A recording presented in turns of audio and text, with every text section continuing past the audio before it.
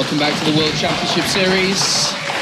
As we get closer and closer to finding the 2 players from today that are starting up here in Cologne, Germany to join the 8 that have already qualified from Burbank, California in groups A to D. Joining us now on the desk, joining me and Sam is James. Welcome to the desk. Thank you. Good job so far with the commentary. Thank you. You've been stepping it up, I see, over the last couple of weeks, continuing to improve and improve and improve. And thanks. I'm happy that you delivered again, James. Oh, thank you. He's not a guy for words outside of casting, Sam.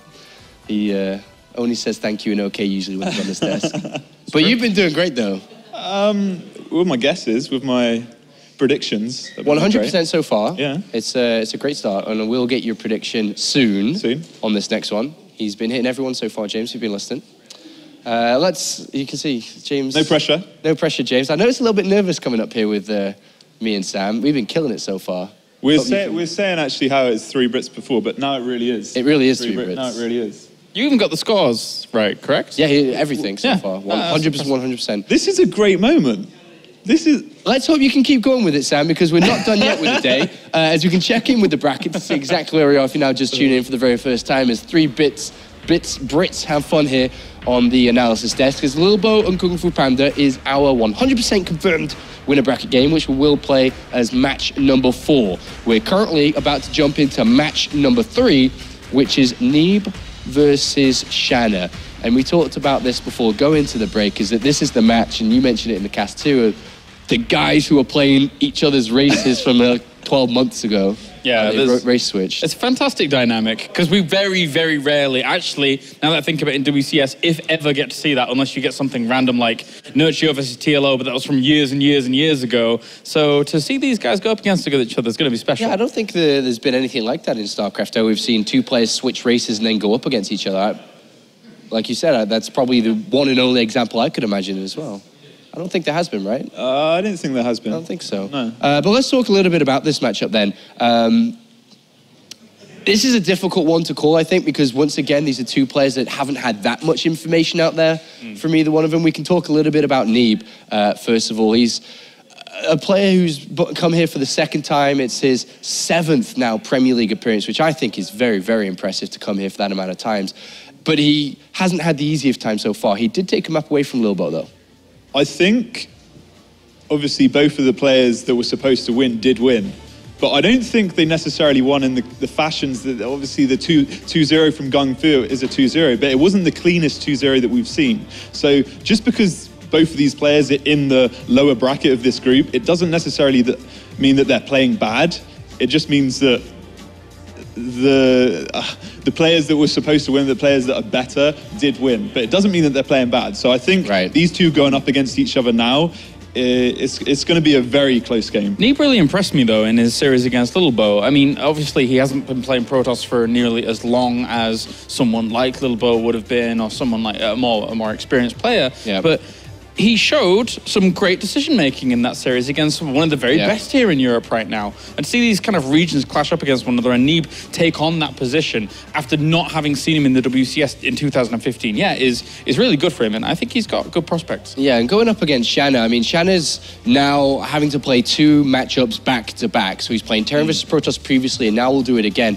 One advantage that Neeb's going to have going up against Shana is that he's just watched this guy's style, and we saw exactly what that was. It was very heavy medivacs, multiple times, multiple positions. And now he has that information, which Shana had an advantage coming into this group with. He is a little bit more exposed. Yeah, I feel like Neeb, he knows Terran just as much as Shana knows Protoss, but at the same time, like you said, he was able to watch those games. And I think if he picked up on the fact that his Shana's aggression and Shana's multitasking and control wasn't quite up to par as what it should be, if he picked up on that, then I think that if he goes into this with more of a laid-back approach, just defend the drops and then counter-attack when he sees fit, I feel like he's going to be in a great position to take the series. Okay, well, Shana now setting up for his next match. He definitely took the defeat in a way that we haven't really seen before, just kind of staring off into the distance a lot, not really maybe just thinking about what was going on. But here is Neeb, who, as you said, played very, very well and now is in a prime position to move forward over the Chinese player who's traveled a very, very long way to play here today. It's a good point that you bring up about Shana, though, when we saw him at the very end of that series, be it I'm not sure what it was. Maybe it was quiet complacency, but maybe it was a little bit of shell shock after he opened up so well in that first that's what game. these guys said as well. Because he looked really, really dominant in that position, and he was all over the place, really on top of Kung Fu Panda. But then the resilience that we saw of Kung Fu Panda really took its toll, and then the second game was kind of a bit of a bop, right? So I think he was probably looking more back onto that first game, saying, I should have been able to take that one. Maybe a little bit annoyed with himself there. Well, here is the map order. Coda, Iron Fortress, and Cactus Valley is going to be the battlefield for these two players. Sam? So it's not... You know, it's the same starting two maps that we saw in the previous series. I feel like they're going to play out exactly the same from Shana's side. And I feel like if he does that, then Neeb's definitely going to be able to kind of pick out a few holes in Shana's play like we saw is possible from Gung Fu's last map victory that we saw. So if he does go ahead and play the same style that he did, I feel like he's going to be in a bit of trouble. All right, well, let's take a closer look at the first map here. It's Coda. It's the most played map within the WCS. Everybody loves it. No one ever vetoes it. Talk to us about a couple of things here that is going to be super, super important for Neeb when going up against Shana here. Neeb needs to make sure that he splits his army perfectly. If he doesn't, if he messes up just one time, then it can snowball like we saw happen in the Gung Fu game. It can just snowball and spiral out of control, and he could end up losing 30, 40 workers like Gung Fu did. So what he needs to do is just make sure he defends perfectly. Then I think going into the later stage of the game, where it seems like he's most comfortable, we haven't seen his PVT yet. He's about to show us right now, so we might see now, but in his PvP, he's definitely comfortable in the later stages of the game. Okay, it's time for predictions here. I know you want to do this one. James is jumping first. You can join it so far. Both guys here have got them right. Not quite maps for Pig, but he's got them two right. Hopefully you can get one as well. Who's going to win this? I'm going to go with Neeb 2-1. I think his understanding of this matchup will be able to carry him forwards, especially after what he's previously just seen. All right, Sam, come on, golden boy. I hate to agree with people, but I've got to agree. I think 2-1 for Neeb.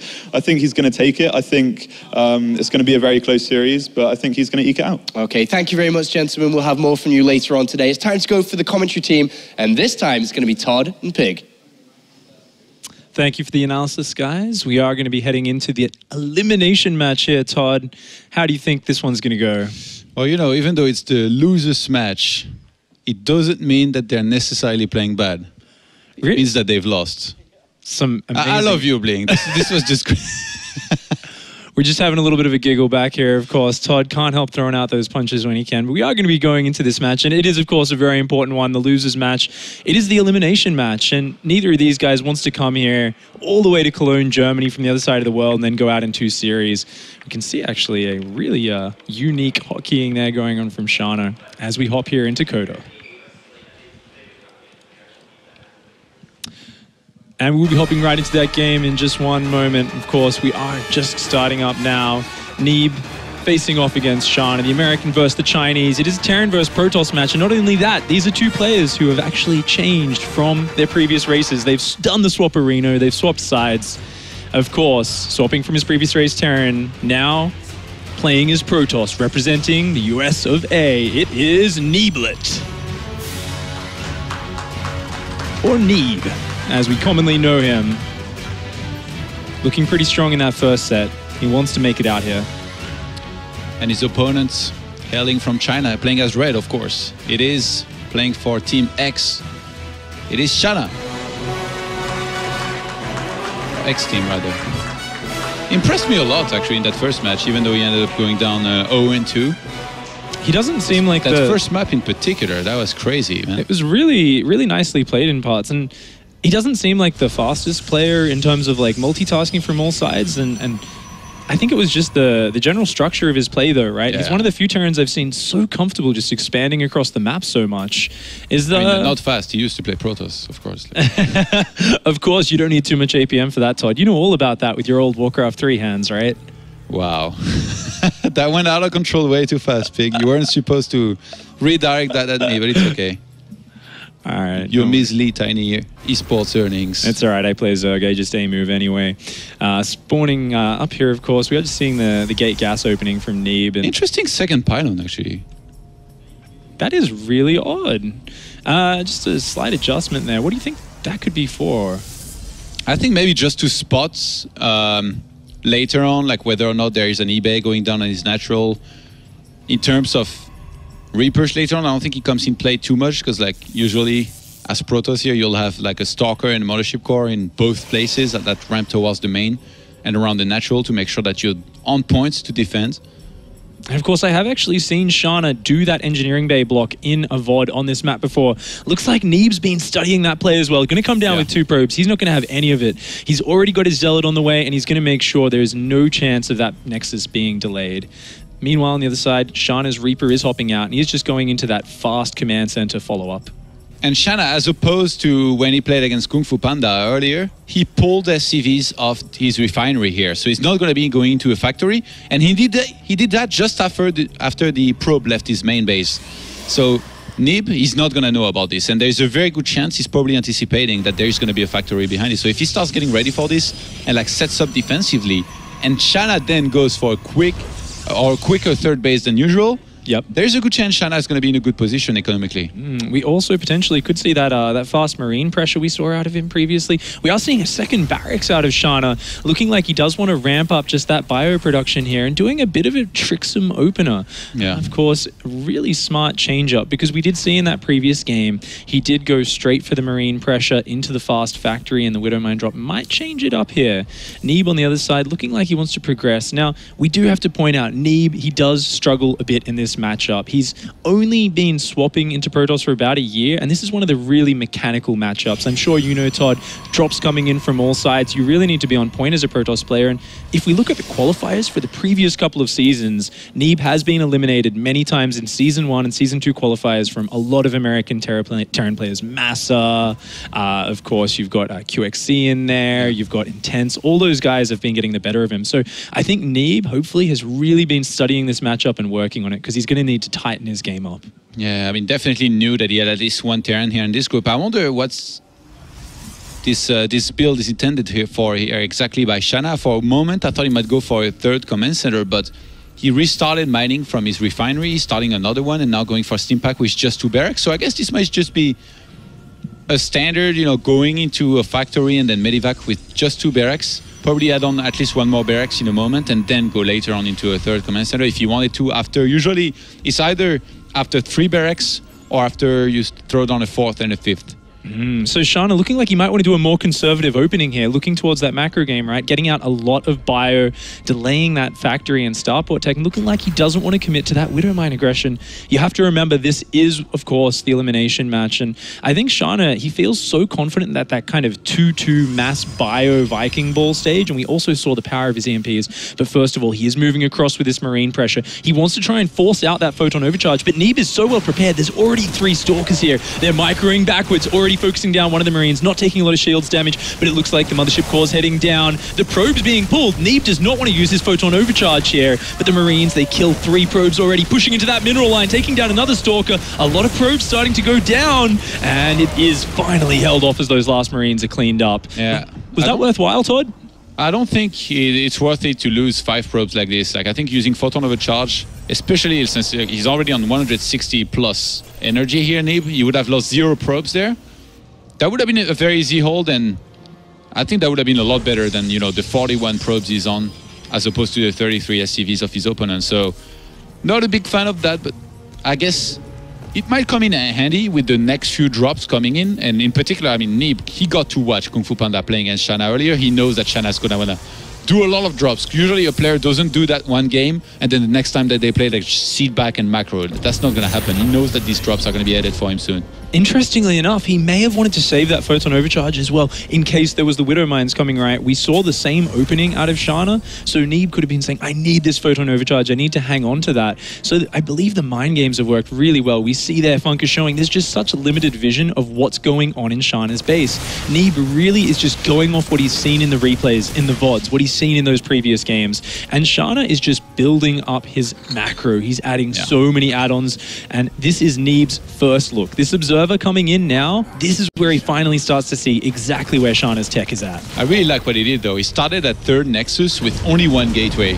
and Colossus tech on the way. And then now he's adding on more gateways. He just made 2 in the first place, and I wouldn't be surprised if he added on a few more. So that's a very, very strong build to go for a third Nexus and then add on enough production facility behind it to make sure you don't die to the follow-up drops or even attacks. Oh, the Observer does spot the double medevac coming in, but there's nothing in position to stop it. And they're going to go right in onto this fast third base. Has to cancel that. And of course, that's a nice pickup for Shana. He needs to limit Neeb. He needs to limit Neeb, sorry, keep him down on his bases. And we see the fast third command center, or relatively fast, going down for Shana behind this. And Shana wants to have a poke in. No Colossus is out yet, so the Nexus overcharge is forced. It's actually weird to see a Terran add on a third command center almost all the time like this. Oh, actually, you're going to miss the Observer here with this scan, but almost every time like this before barracks 4 and 5. Usually nowadays, Terrans, they always add on those barracks before going for that command center. So Shana is going to have a relatively fast third base, and I'm guessing he's pretty happy with the cancel he just got there. Yeah, very nice macro build up here for Shana. We've seen he excels in that late game, or that mid to late game phase. Of course, he doesn't really let Protoss get too far out of control. His upgrades have been rolling on. His +1 armor is on the way. He's already got +1 weapons finished. He's going to push in here, actually seeing that there's no force fields there. Comes in here and starts to kill a lot of these Stalkers and Sentries. Very nice blink micro from Neeb, but the Colossus has to pull back. The overcharge goes down again, but there's just so much bio here. The Widow Mines are even running into the fight. Shana's force coming forward, but Neeb's micro has been strong. He's keeping the Colossus alive. It needs to stay up to hold on against this. Yeah, even though Neeb, he had to cancel that third base and he was, I guess, stuck on 2 bases for a long time. His gateways, they finished very, very late here. So he didn't have enough units here to defend properly against this. And now, even though he held, he traded very, very poorly. He lost a very important sentry here with the Guardian Shield. One of his Colossus took a lot of damage. Shana, for some reason, is walking on the map and he's going to be losing a bunch of those units. But I don't think he cares too much because across the map, he's got that third base up and he's starting to saturate it. Second E-base on the way and armory as well. And here we go with the drops. We're going to start right here and right now. This is where it begins, the endless train of aggression. You have to remember, looking at the supplies, it can be a little bit disingenuous because it looks like, oh, the Protoss is a bit ahead. But remember, Shana has been investing a lot more in economy rather than army. He has delayed that 4th and 5th barracks, so he really doesn't need to get a huge amount of damage done here. He's just going to be poking and prodding, and in a couple of minutes' time, as more upgrades kick in, as his army hits really critical point, that's where he's going to be looking to fight. But so far, Neeb's defense is strong. He's warded off this drop on the left-hand side. He's got his army spread out very well, and Shana's just starting to move up on the map and gain that map control, but it just doesn't look like he has enough forces to push that advantage right now. Yeah, I think Shana might need to scan, make sure that he kills all of the observers, and then maybe try something like a big dupe drop in the main, because if he was to attack on 2 fronts, like the main and third base, and then Neeb does the same split as Kung Fu Panda earlier, then he's going to be defended, and he's going to be in trouble, because we have double Forge being used right now. So even though Shana does start 2-2 before the Protoss there, it's all about being able to do some damage, because we've seen that in the late game, he wasn't able to do quite as well as he had hoped for in the previous game, even though it was a very specific game, clearly, and Kung Fu Panda played it fantastically, of course. The Observer's going to spot this huge drop. He's going for a Doom drop on the 3rd. But once again, he's actually missed 2 scans on Observers this game. So Neeb still has 2 Observers in key positions on the map. He sees this coming. He's completely in position. And this is yet more time slipping out of Shana's hourglass. He needs to get damage done soon. Like you were saying, Todd, there's a timing on this. Finally, a 3rd scan kills one of the Observers. But Neeb doesn't even really care. At this point, he's got a nice Colossus count. He's got his double upgrades, chrono boosting them as hard as he can. And he's up on that 3 base full saturation. Neeb, every second he gets higher in supply, it is better and better for him. What the hell is this assimilator on top right here? For some reason, Neeb made one there instead of like a Nexus, and he's long distance mining with one single probe. Maybe a bit of an accident, maybe just a little bit gas hungry, realized he built an extra probe and said, hey, here's a job for you. But a bit of a skirmish down here. Shana actually trading quite well and trying to distract with his units, trying to push in on the 3rd at the same time, but it looks like Neeb is in position. Shana's going to have to pull out of there, losing a few Widow Mines for free, and a very nice target fire on that medevac. Shana walking away. Very, very good defense here by Neeb. Behind this, he's got the Templar Archives. He's halted Colossus production, so he's fully going to go into Templar Archives Storm with the High Templars and only make charge loss on the ground with the 2-2 that's about to finish. And that actually might finish a little bit earlier here for the Protoss players somehow, I guess, thanks to Chrono Boost. That's a really interesting decision because we do see constant Widow Mine production all game long out of Shana. We've seen no matter what point the game gets to, he keeps on building Widow Mines. He's always got them in there, and they are so great against Charge Zealots. But no Ghosts yet. No Ghosts yet, no. The Storm is getting On its way, the Colossus in the tricky zone. It's in the derp zone, just behind those minerals where Colossus always gets stuck. Even in the main, there is a Stalker blocking 2 Zealots, like between those gates, for some reason. Look at these guys. Oh, the Protoss units are all getting stuck on each other. The SimCity is working against him. Shana cleaning up that assimilator says, you will not mine gas here. And it looks like he's still zoning around. Shana's getting to that point. I believe his 2-2 has kicked in now. His army is reaching critical size. Shana wants to fight. He wants to fight now. He has a 30 army supply lead. Storm isn't done yet. This is Shana's moment. He wants to make the fight happen here. Yeah, he's gonna get caught though by these Colossi. And start taking a lot of damage. Storm's about to finish. If those High Templars were to get killed before... Ooh, they got very close to those Widow Mines there. I thought Shana was going to spread out there, but he didn't. His units stayed very clumped up, and they took a lot of damage in the same time. As Shana pulls back across the map, this Warp Prism warping in a huge round of Zealots, going to take out the +3 attack there, pulling Shana home and buying time. This was Shana's undoing against Gung Fu Banda. Constant Warp Prism harass, constant Zealots coming in from behind, because every second that goes by, Neeb's upgrades are getting stronger. He's getting towards the Death Ball. He's adding Storm, Colossus, Archons. He's going to be getting a bigger and bigger army. Shana needs to lock down his defense. He needs to get those ghosts out, or he is going to run out of time. He lost so much already in this game here, Shana. I mean, in trading, didn't do nearly as well as when he played earlier against Kung Fu Panda. And now finally, kind of being forced into that Ghost Academy situation, starts a bunch of turrets in the main. I think Shana might just go into full turtle mode here because he's done attacking against Protoss. He's reached the point where he can't just invest point of in no that. return. And this where is you the go point. full happy. You go full happy, Ghosts, Vikings, go for the pure high-tech army, planetary fortresses to defend. Is this viable, though? Is this something you can make work? Maybe a little bit outside of Neeb's comfort zone, but Neeb is just playing this so calmly, so patiently. Look at this, 4th base on the way, Zealots going around the edges of the map. Neeb looks like he's hit that comfort zone. We saw it in his PvP. Once he gets to late game, he is so comfortable. It's so funny to see actually like Neeb even like make decisions like he's on the go, like even going for the double forge. It's like, what would I hate the most playing against back when I was there and in this situation where I had canceled the third off a Protoss. A huge flank coming in from Shana. The Marauder's coming in from behind, but looks like Neeb does manage to pull out, realizes just in time. Oh, Shana on the left-hand side, forced to the lift on that CC, by the way. Oh, they did, but the Vikings getting a few shots off. Ooh, Neeb's in a very precautious position there.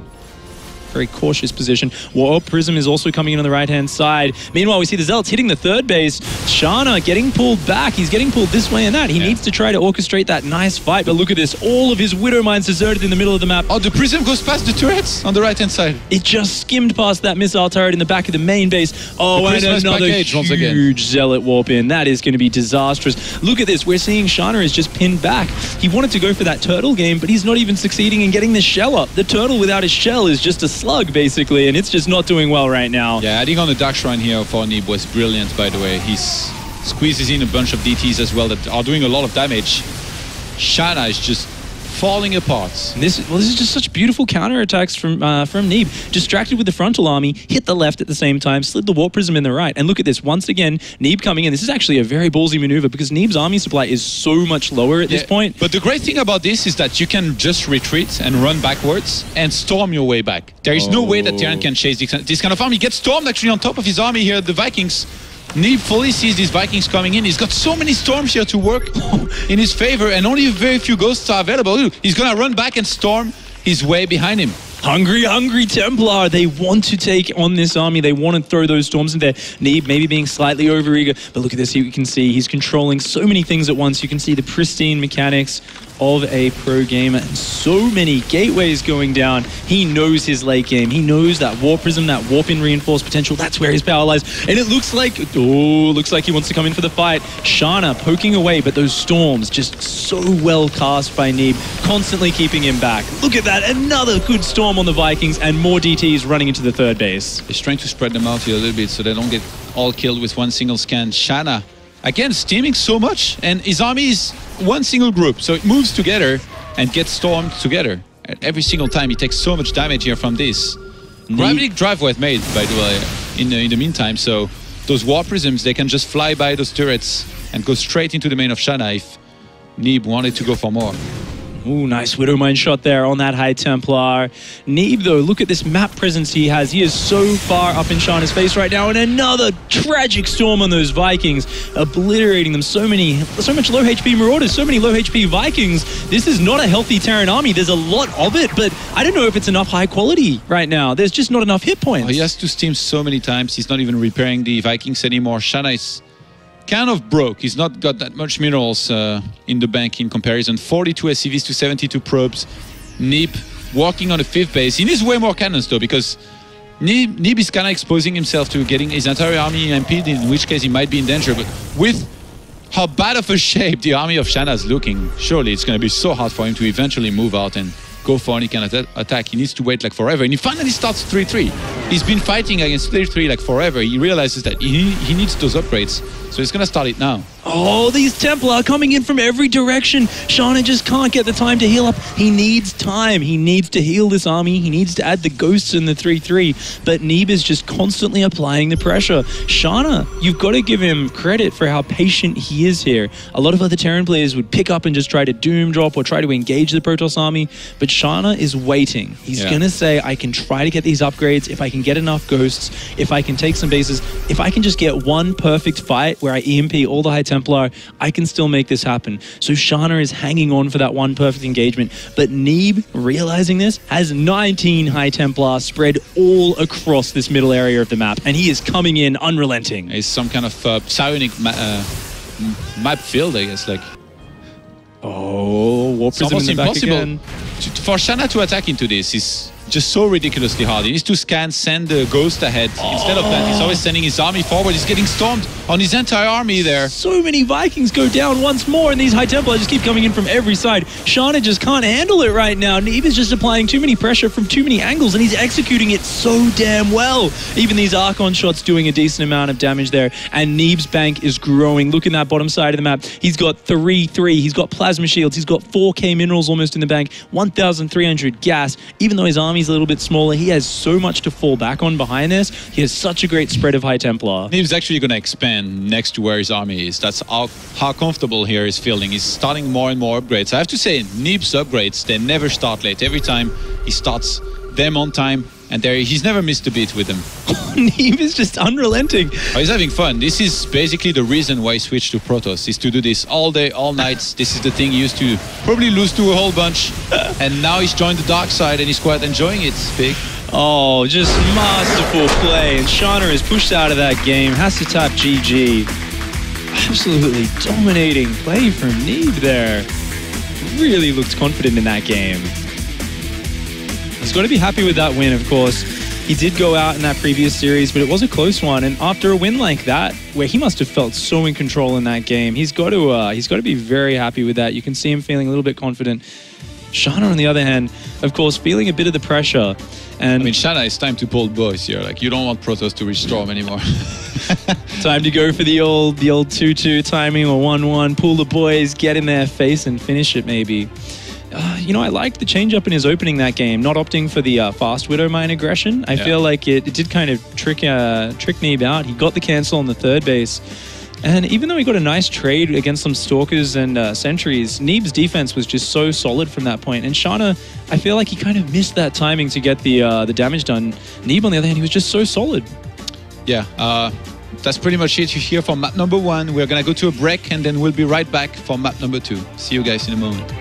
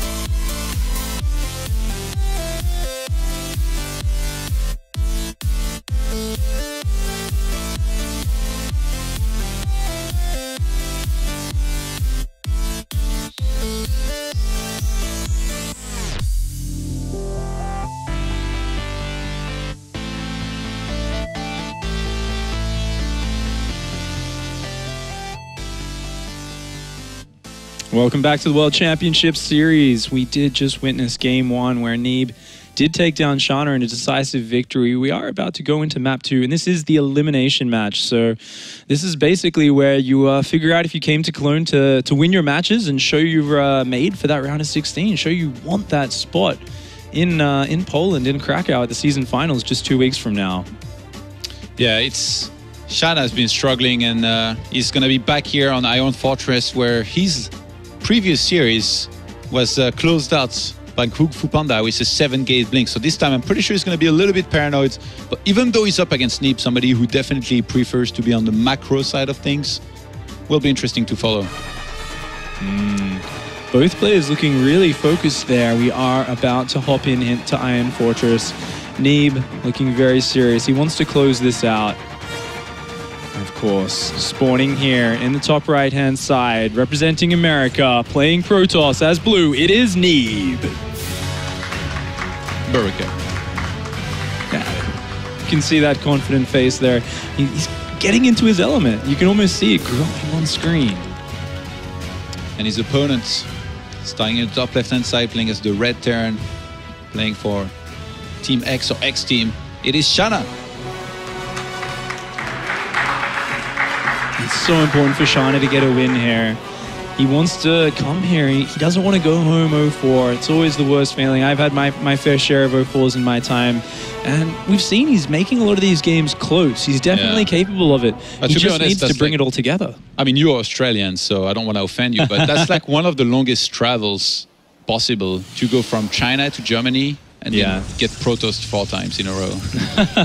It's like not a good feeling. That flight home is like not going to be a happy one. It's a big time difference. You can definitely feel the effects of jet lag and so on. Of course, Shana hasn't had many opportunities to compete overseas. Interestingly enough, he is going to be scouting early this game and opening up with that Barracks Rax. You said it, Todd. You called it. He might be feeling a little bit afraid. This is his elimination match. Effectively, if he doesn't win here, he's out of the tournament. He has to fly home without any victories under his belt.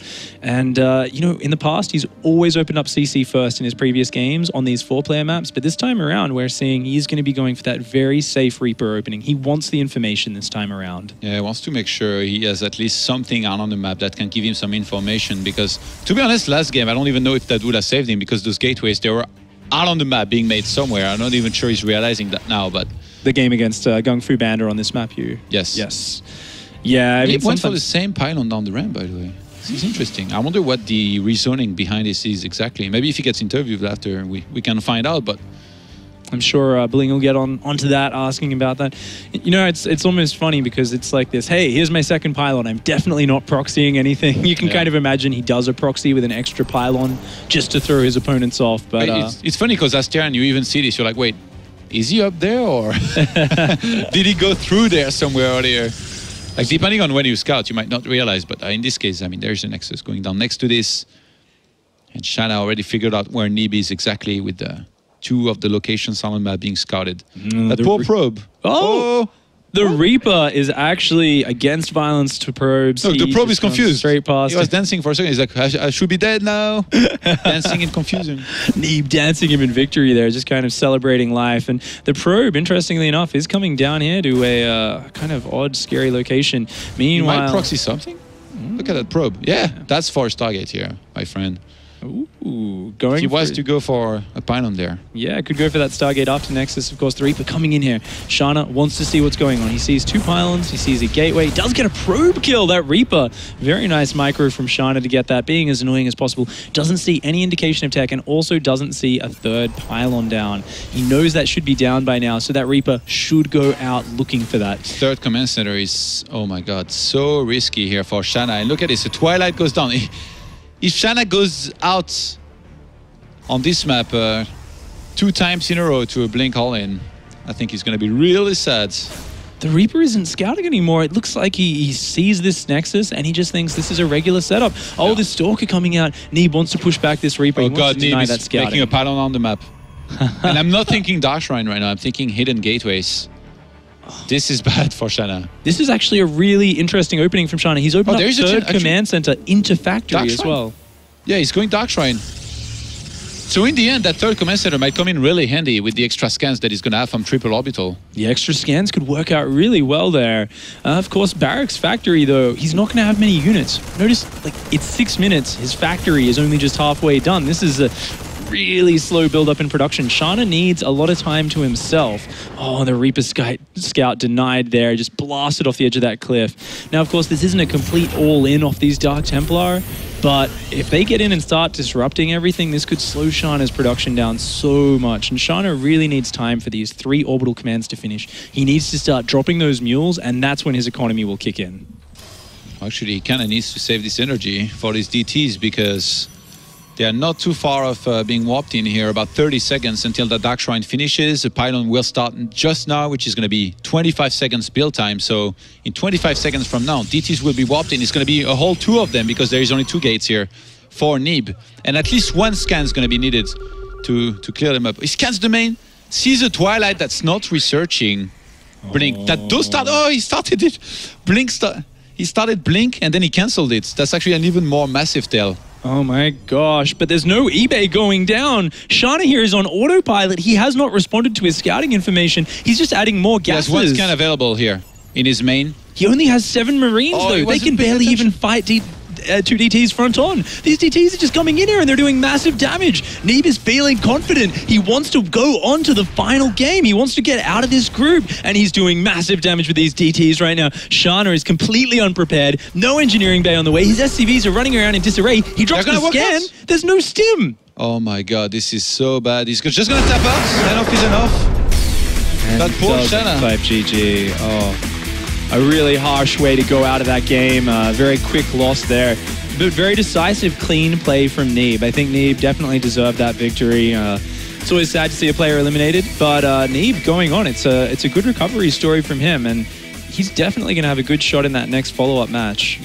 I think he needs to give a hug to Shana, though, because, like I said, that was a long travel, and then he's an extern himself. He's DTs. Like, you have to have a little bit of compassion for the poor man. Like, he just lost to Blink. He was in the previous series, but to be honest, Shana put way too little effort into scouting. The scan was late, and then from scanning the main of Neeb, he should have been able to realize what was happening. I'm really surprised that somehow he probably thought that it was Blink or something, but even then, even against Blink, he wasn't particularly prepared, I think. Oh, it's a crushing situation. You know, there are small lights on the Twilight Council, even when it's not upgrading, that looks similar to the upgrading lights. So if you're in a bit of a very tense situation, you're playing on a stage like this, you could definitely misread that. And it's such an unfortunate thing, having seen the tell, not having been able to respond to it. But Neeb there, clean, crisp, calm play, and especially that game 1 was just so powerful. Absolute dominance with the constant storm play. So, of course, Neeb will be progressing now to that final deciding match to see who comes out second in the group. But next up, we are going to be going to the winners match. And it's just a really clean situation there for Neeb. How do you think Neeb's kind of feeling going into the next match after that? Probably like he has nothing to lose and that he can definitely do better. Because he's going to have just 1 more chance to advance and he only has to win 1 match. Well, let's go find out from those boys on the analysis desk what their thoughts are on the match. Thank you very much, Pig and Todd. Great casting as always. Joined by James and Sam on the disc there, on the desk. Very fast series there. I mean, you got the predictions right, guys. Not exactly correct, including the map score, but it was right in the overall winner. And we'll talk about the overall winner in a second, but you got to be feeling for Shana here. Traveled a long way to be here. The very first game he played, he did look okay. He was looking decent. And then it just went rapidly downhill from there, Sam. It did, and the first game, it was kind of back and forth at the start. Like, it looked like he was in a pretty decent position. Neeb was being a bit too greedy, in my opinion, going for that fast third off 1 gate against bioplay. That's never a really good option or choice, in my opinion. But going on to map number 2, he went for another greedy play, and I don't like that on Iron Fortress. I feel like Iron Fortress is the map out of any that Protoss are going to all in on. Yeah, and it's funny because it happened in the first series as well. I know, and it wasn't necessarily an all-in from Neeb, but it was a bit of a gamble. Like, if the DTs don't do too much damage, then you're going to be behind. So the fact that he didn't really prepare for anything, he did have 3 CCs, so he did have the scan potential there, but obviously he just dropped a mule, he just scanned the main base of Neeb as well. So at that moment in time, it wasn't there, but going straight up to factory, skipping the eBay, it's just a bit too greedy in my opinion. Yeah, and that seems to be a common trend, unfortunately, from him today. And he's gone now from Group E, but Neeb lives to fight on another game, and it's the 3 Protoss players left now, Kalaris, in this remaining set of games that we have upcoming. But you saw Neeb play earlier on in this Protoss, you're already kind of impressed with how he played. Do you think he has what it takes to tackle these other 2? Because it's obviously not going to be easy. He's going to go through to the decider and play the last series of the day, but can he actually compete with the 2 players that everyone's looking as the favorites? It is going to be difficult, I think, with Lilbo and Gung Fu being at the level that they are in PvP, especially in the European scene, which has known a lot of good Protoss versus Protoss players like these 2. And especially with Gung Fu coming from a region where Protoss players have been really, really prevalent and really, really strong, it will be a tall order, but you know, considering how he was able to play out some of those games, maybe there's a chance. Yeah, I thought about making you feel a little bit old here, Kalaris, and myself too. Sam, I guess, is kind of in there, but the max... No, I'm not at all. Don't even say that. Here you are. Well, I'm the young one. You're only 2 years younger than me, aren't you? 1 year younger. Yeah. I'm 25. Yeah, I'm 23. Oh, okay, so it's 2 years.